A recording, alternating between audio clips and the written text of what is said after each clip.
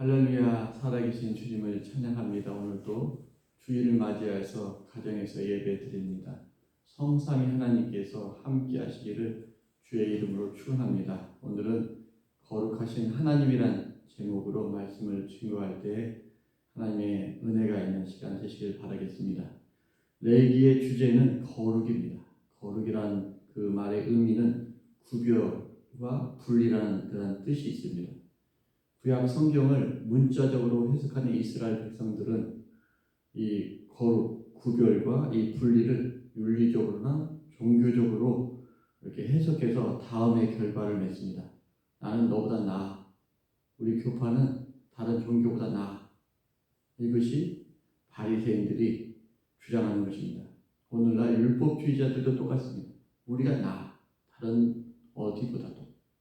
그러나 복음주의자들은, 예수 믿는 자들은 거룩이 예수 그리스도가 거룩이라고 얘기합니다. 그래서 이 거룩을 어떻게 해석하느냐에 따라서 신앙의 형태가 달라집니다. 그러나 거룩은 구별과 분리보다 완전하다는 의미가 더 큽니다. 그래서 거룩하다는 것은 완전하다는 것입니다. 이 땅에서 완전한 것은 하나님밖에 없습니다. 그래서 하나님은 완전하기 때문에 죄도 없고 흠도 없고 그리고 문제도 없습니다. 그러나 인간은 죄인이요 흠도 많고 허물투성입니다. 문제투성입니다. 그래서 완전하신 하나님께서 인간의 이 부족, 연약함을 위해서 어떤 것을 허락하셨냐면 신명기 출애굽기를 통해서 십계명을 주시고 또한 성막을 허락하십니다. 십계명을 잘 지키지 못했을 때 결국 성막에 가서 짐승의 피를 통해서 그 거룩, 즉 우리의 어떤 죄 문제를 해결하게 하십니다. 그러니까 짐승이 대신 죽음으로 우리가 완전해지는 거룩을 경험하게 하십니다. 그래서 죄를 지을 때마다 내가 아끼는 소나 양이나 염소 등을 죽게 함으로 인해서 죄에서 벗어나고 거룩을 배우게 됩니다. 오늘 본문은 범죄함으로 제사장들이 죽는 사건이 발생합니다. 이 사건을 통해서 하나님은 아론에게 거룩을 가르치십니다. 아론의 두 아들 나답과 아비후가 하나님이 명하시지 않는 다른 불을 가지고 성소에 들어갔다가 성막에 들어갔다가 죽음을 당합니다. 이때 아론은 죽은 아들 앞에서 어떻게 해야 될지 모릅니다. 그때 하나님의 말씀이 주어집니다. 오늘 본문 3절입니다. 3절을 보시면 모세가 아론에게 이르되 이는 여호와의 말씀이라 이르시기를 나는 나를 가까이 하는 자 중에서 내 거룩함을 나타내겠고 온 백성 앞에서 내 영광을 나타내리라 하셨느니라. 아론이 잠잠하니 하루아침에 두 아들을 잃은 아론에게 하나님이 모세를 통해서 말씀이 주어집니다. 하나님의 말씀의 요지는 이겁니다. 나는 나를 가까이 하는 자 중에서 내 거룩함을 나타내겠다. 하나님은 하나님을 가까이 섬기는 자들에게 하나님의 거룩함을 나타내신다고 말씀하십니다. 그리고 온 백성 앞에서 내 영광을 나타내겠다. 하나님의 영광, 하나님의 임재를 나타내는데요. 이것이 신약에서는 하나님의 그 영광이 예수 그리스도의 성육신을 통해서 나타납니다. 마찬가지로 구약에서 제사장들, 가까이 섬기는 그들을 통해서 하나님의 살아계심을 보여주시겠다 이렇게 말씀하십니다. 이것을 듣고 아론이 잠잠합니다. 왜 아론이 잠잠했을까요? 아버지 입장에서 아들들이 죽었는데 왜 죽었는지 잘 모릅니다. 왜 죽었을까? 원인이 뭘까? 이거 분명히 하나님이 죽인 거죠. 뭔가 잘못해서. 그렇지만 지금 당장 뭐가 뭔지 모르겠어요. 그래서 이 죽음 앞에서 지금 아론이 뭘 생각하냐면 어떤 죄가 있었으니까 죽었겠지. 이런 것까지 가는 거죠. 죄가 있었으니까 죽었겠지. 그리고 이 안에는 하나님이 영광, 하나님이 살아계시고 하나님이 주관하신 것이 있지. 그 관점에서 지금 인간적인 그 어떤 마음, 인간적인 마음에서 두 아들이 죽으면 어떻게 되냐면 사람이 막 울부짖죠. 머리를 막 짜고 옷을 찢고 가슴을 치고 막 이렇게 하죠. 인간적인 그 감정은. 그러나 아론은 하나님을 조금은 안단 말이죠. 하나님을 알다 보니까 그렇게 못하면서 잠잠해. 이 안에서 뭐가 문제지? 왜 이렇게 일을 하지? 잠잠히 하나님을 찾고 있는 거예요. 하나님 도대체 왜 내 아들이 죽습니까? 제사장이 된 첫날에 제사를 잘 지내고 하나님의 영광이 있는데 왜 죽습니까? 이런 말할 수 없는 많은 의문을 가지고 계속 잠잠하게 기다리는 가운데 하나님이 응답하십니다. 그것이 오늘 8절입니다. 8절을 보시면 여호와께서 아론에게 말씀하여 이르시되 하나님께서 아론에게 말씀하십니다. 여기서 중요한 건 뭐냐면 지금까지 하나님이 아론에게 직접 말씀하신 적이 한 번도 없었습니다. 처음인 거죠. 이전에는 하나님이 모세에게 말씀하셨습니다. 모세에게 말씀하시고 그 말씀을 아론에게 전했습니다. 그런데 오늘 본문에 처음으로 하나님께서 직접 아론에게 말씀하시고 그 말씀하신 내용이 9절입니다. 너와 내 자손들이 회막에 들어갈 때에는 포도주나 독주를 마시지 말라. 그리하여 너희 죽음을 면하라. 이는 너희 대대로 지킬 명령한 규례. 그러니까 제사장들이 성막에 들어갈 때는 술 마시지 마라. 물론 성막 밖에서는 술을 마셔도 되지만 포도주를 마셔도 되지만 성막에 들어가서 제사장의 일을 할 때는 구별하라는 거죠. 거룩하라는 거죠. 왜냐하면 그래야 너희 죽음을 면하라. 이는 너희가 대대로 지킬 명령한 규례다.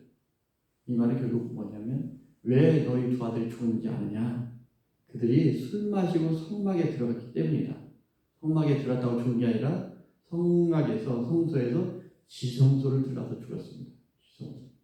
지성소에 들어가면 하나님이 임재하고 계신 그곳에 죄인이 들어갔기 때문에 죽습니다. 하나님께서는 이 문제를 통해서 하나님은 또 다른 길을 제시하십니다.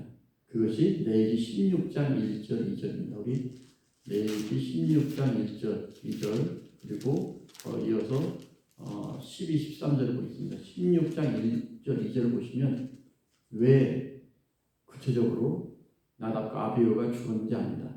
아론의 두 아들이 여호와 앞에 나아가다가 죽은 후에 여호와께서 모세에게 말씀하시니라. 여호와께서 모세에게 이르시되 내 형 아론에게 이르라. 성소에 휘장한 법궤 위 속죄소 앞에 아무 때나 들어오지 말라. 그리하여 죽지 않도록 하라. 이는 내가 구름 가운데서 속죄소 위에 나타남이니라. 그러니까 지성소에 아무나 들어오지 마라. 죽는다 이거죠. 나답과 아비후가 술 취해서 거기 들어가서 죽었다. 그리고 난 다음에 12절 13절을 보면 향로를 가져다가 여호와 제단 위에서 피운 불을 그것에 채우고 또 곱게 간 향기로운 향을 두 손에 채워 가지고 휘장 안에 들어가서 여호와 앞에서 분향하여 향연으로 증거궤 위 속죄소를 가리게 할지 그리하면 그가 죽지 아니할 것이요.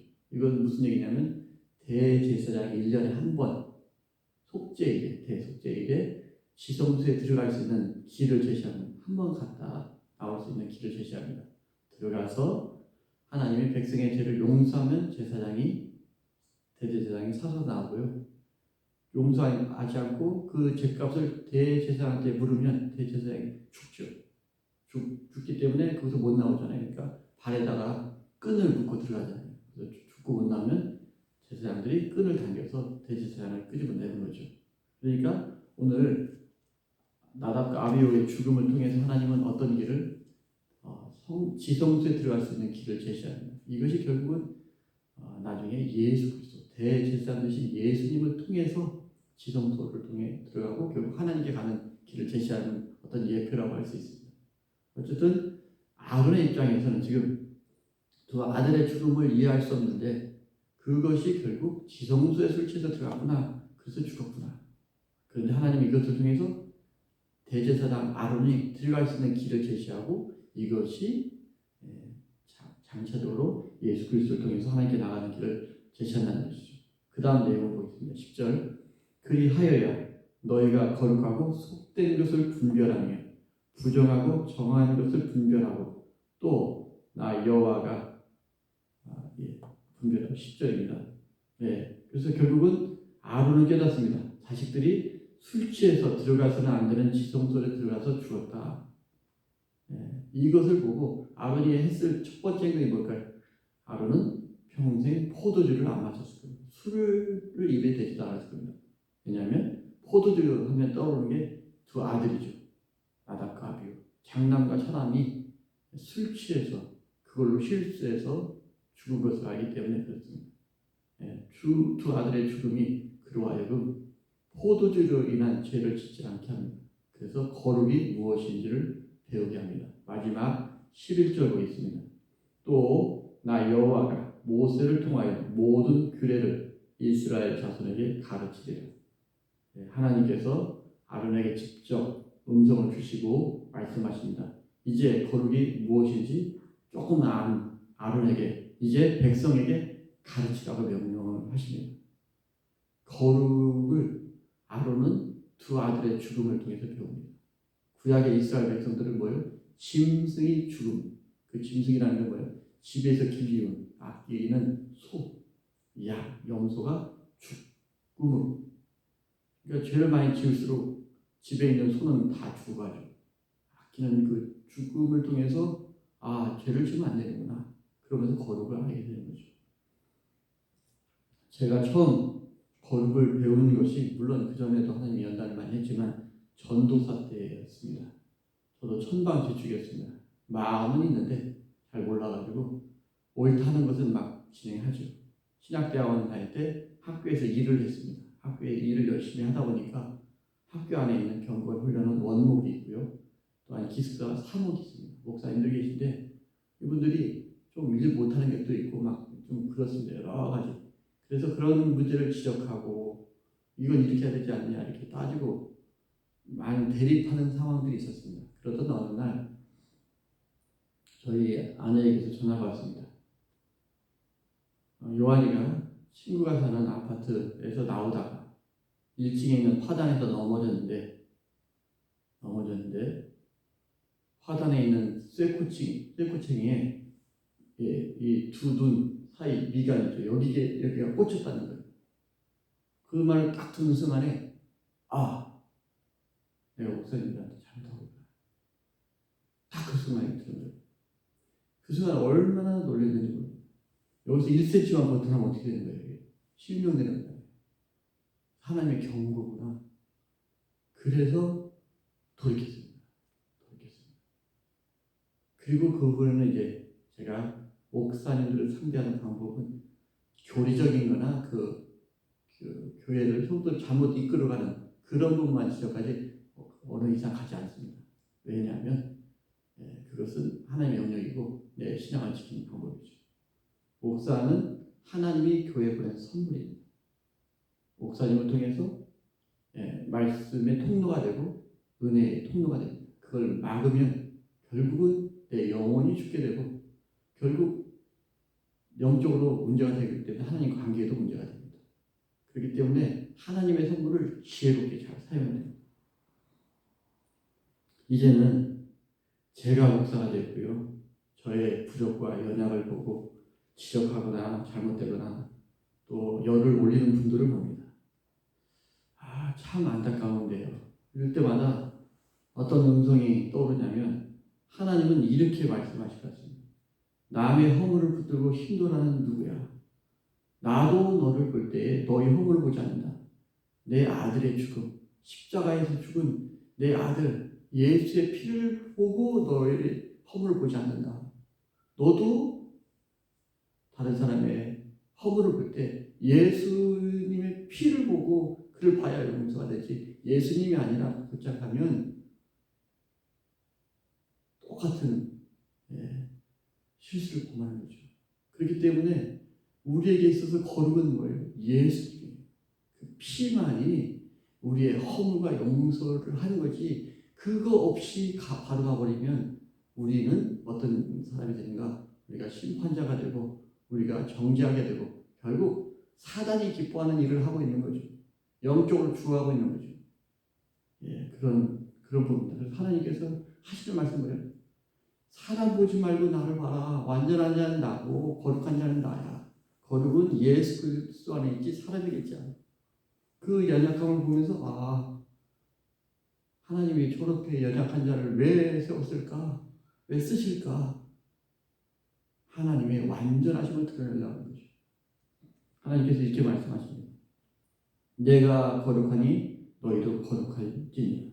그래서 너희도 거룩하라 이 부분에 있어서 우리가 뭔가 거룩이 아니라 여기서 초점은 내가 거룩하니 하나님이 거룩하니까 하나님을 볼 때 하나님의 은혜 가운데 갈 때 오늘 아론도 뭐예요? 자식이 죽었습니다. 화나죠. 하나님 도대체 그럴 수 있습니까? 갈 수 있는데 왜 하나님 이렇게 하셨을까? 왜 그랬을까? 나중에 하나님에게 죄를 졌다. 잘못했다. 나도 죄 지면 이렇게 되는구나. 하나님으로 가니까 그 안에서 거룩을 알게 되고 완전한 자가 되는 것이지 이것을 바로 사람한테 안 가는 거죠. 그래서 거룩은 인간에게 없습니다. 이 세상에 없습니다. 하나님에게만 있습니다. 오늘 설교 제목이 거룩하신 하나님. 그 하나님을 볼 때 우리는 뭘가 떠올라요? 나의 죄가 떠오르고 나의 허물이 떠오르고 나의 연약함이 보입니다. 그렇기 때문에 할 말이 없어요. 그러니까 하나님 은혜밖에 없는 거예요. 왜? 매일 살면서 우리가 뭐 선을 하나요?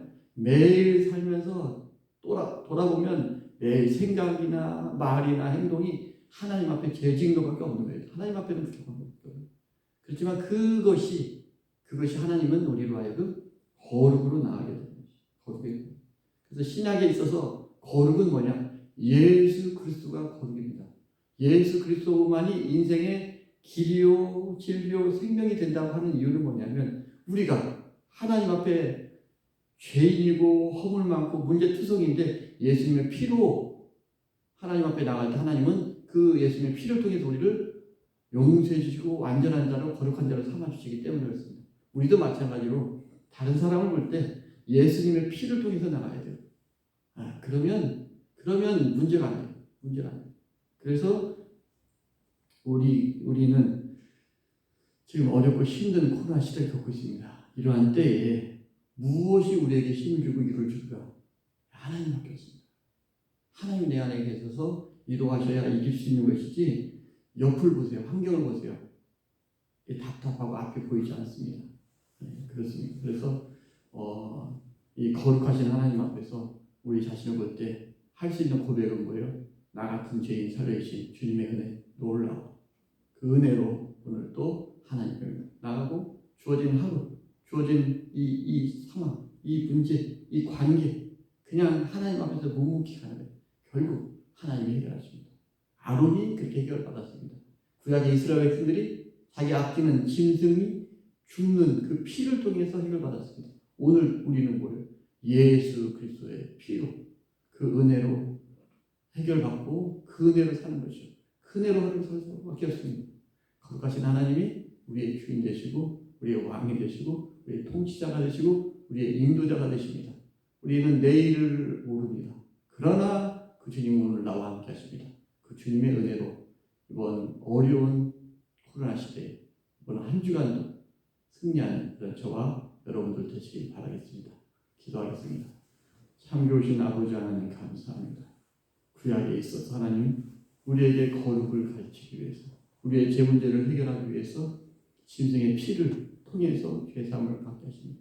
궁극적으로 예수님의 피로 우리의 모든 죄와 허물들을 사하게 하십니다. 아론이 두 아들의 죽음을 통해서 정말 이해할 수 없는 그 아픔 가운데서 죄로 인해서 술 취함으로 인해서 지성소에 들어가서 죽었다는 것을 알고 그가 그 후로는 깨어서 더욱더 하나님 앞에 나가므로 인해서 하나님의 음성을 듣고 하나님과 직접 교제하는 거룩한 자가 되었습니다.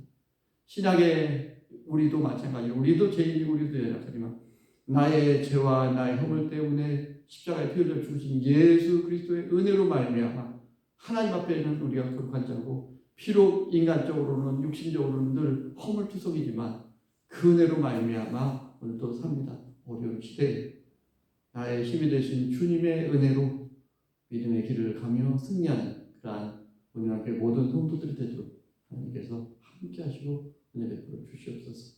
감사드리고 예수님의 이름으로 기도드립니다.